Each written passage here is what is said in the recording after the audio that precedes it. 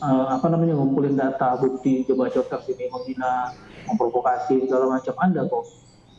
Udahlah teman-teman ya, ini aku provokasi baik-baik ini, masih provokasi kita sesuai dengan hukum, jangan melanggar hukum.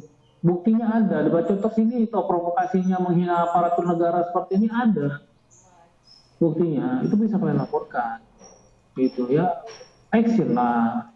Kita nanti rusak negara ini gara-gara orang seperti ini teman-teman ya. Nggak ini nggak aman negeri ini kalau orang-orang seperti ini kita biarkan, gitu sih. Lanjut Jo.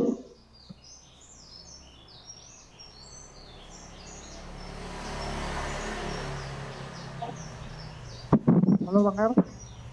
Oke, mungkin silakan dari Bang Gus Andi, silakan pandangannya melihat kasus ini. Assalamualaikum warahmatullahi wabarakatuh. Halo. Ya, Pak Manzul. Oh ya, silakan dari Gus Andi pandangannya. Terkait penangkapan Yusuf Manubulu. Ya, wajar lah Bang Zul. Udah sekian lama Yusuf Manubulu menampilkan berbagai konten yang terindikasi kuat penuh dengan kebohongan. Kalau kita sebutkan menurut tadi odong-odong, mereka yang disetting sedemikian rupa untuk membuat satu testimoni yang konyol. Dan arahnya itu ya kita tahu semua lah, perpindahan dari keyakinan Muslim ke Kristen dengan settingan-settingan yang seperti itu. Cuman sebenarnya kalau kita mau mikir ya, kalau soal pasal sudah nggak perlu kita perdebatkan lagi lah, itu sudah biasa lah. Kalau kita mau mikir itu sebenarnya yang lebih terserang marwahnya itu sebenarnya Islamnya atau Kristennya Bang Jul. Kalau menurut Bang Jul itu, yang harusnya malu gitu.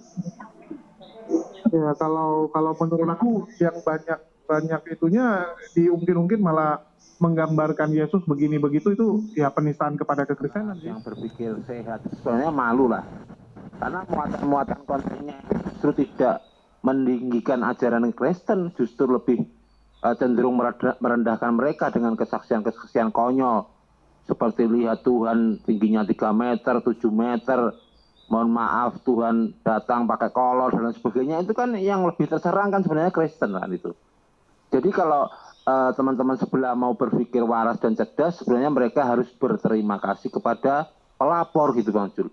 Yang sedang dijaga marwahnya itu bukan hanya Islam, tetapi yang lebih mendapatkan manfaatnya itu kekristenan sendiri Bang Jul. Menurutku begitulah Bang Jul. Oke, jadi menurut itu Gus Andi. Tapi menurut Gus Andi ini kan ada tuduhan nih kalau kepolisian kerja nggak profesional dan bla bla. Dari Gus Andi melihatnya gimana? Ya kalau menurutku profesional lah Bang Jul. Jadi tidak ada batasan ya berapa lama perkara itu bisa naik dari penyelidikan ke penyidikan, atau berapa lama dari penyidikan itu kemudian ditetapkan tersangka, itu tidak ada batasannya. Kesemuanya itu tergantung pada kinerja penyidik. Kalau dirasa memang ketika melakukan penyelidikan itu ditemukan atau disimpulkan ada peristiwa pidana, ya tidak perlu nunggu sekian hari, tidak harus Bang Jul. Itu biasanya pelapor itu yang bisa cepat itu ya dia lapor, kemudian membawa bukti-bukti pendukung atau bukti-bukti awal, kemudian mempersiapkan saksi-saksinya. Jadi begitu mereka saksi dan dan barang bukti atau bukti-bukti awal itu diperiksa, kemudian penyidik punya keyakinan untuk menaikkan ke tahap penyidikan, ya tidak masalah Bang Jul, tidak ada batasannya. Kemudian dari penyidikan untuk menetapkan tersangka juga tidak ada batasannya, mau sejam, mau 2 jam, mau sehari, mau 2 hari, tidak ada Bang Jul. Semuanya itu terkait dengan terkumpulnya alat bukti permulaan Bang Jul. Dalam hal ini ya tidak ada sesuatu yang tidak ada pelanggaran terhadap prosedur penetapan Yusuf Manubulu sebagai tersangka. Kalau mereka yang berkoar-koar bahwa penetapan tersangka terhadap diri Yusuf Manubulu ini melanggar prosedur, ya silahkan ajukan pra peradilan. Seperti anak kan lumayan itu, pra peradilan diajukan, tidak-tidaknya ada ekspektasi untuk bisa berhasil, dan potensi untuk menggalang donasi kan terbuka lebar, Bang. Gitu, Bang Jul. Iya, itu kalau potensi galang donasi ya itu urusan mereka lah, dan biasanya akan jadi perdebatan juga. Siapa yang akan menjadi penggalang donasi? Ya apalagi kalau kita tahu Yusuf Manubulu ini kan biasanya dialah yang jadi sutradara. Kalau tiba-tiba dia jadi pemain, ini agak bingung juga ya, siapa yang akan ada di belakangnya untuk menjadi penggalang dana. Apakah Wadonan? Apakah Udin? Atau siapa gitu? Kita nggak tahu, karena setahu saya hubungan antara Udin sama Yusuf Manubulu juga nggak bagus. Hubungan Wadonan apalagi gitu. Dulu Wadonan kan pernah menyerang dia habis-habisan juga. Ya kita nggak tahu lah ini akan kemana ya. Ataukah akan ke pendeta Risuli? Ya kita nggak tahu.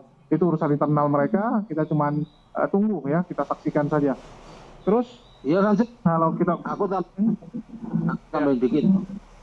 Kalau untuk galang donasi kan nggak harus punya hubungan baik, Bang Jul. Galang donasi kan siapapun bisa jadi tiba-tiba baik gitu. Cuman yang perlu ya, tiba-tiba baik, benar, tapi masalah uangnya disalurkan nggak gitu. Kalau tiba-tiba baik ini yang harus Anda tanya gitu kan, nanti uangnya kemana? Loh, tujuan pengumpul donasi itu kan yang penting ngumpulin, Bang Jul.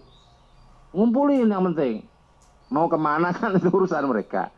Cuman yang perlu kita pikirkan ya ini efek yang tidak secara langsung diterima ini bakul kompor.